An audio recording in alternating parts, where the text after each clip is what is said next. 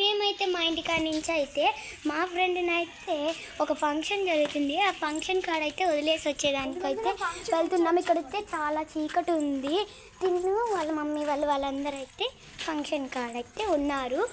So మనమైతే వదిలేసి అక్కడంతా ఎట్లా ఉందో చూపిస్తాను రండి.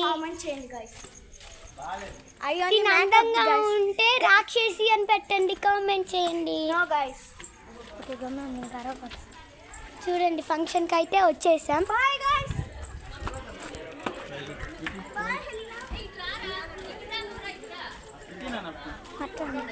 అదండి చూడండి ఫంక్షన్.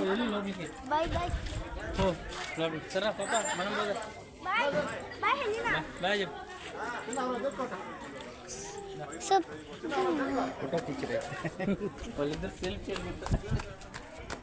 సో మనమైతే రిటర్న్ టు హౌస్ అయితే వెళ్ళిపోతున్నాం.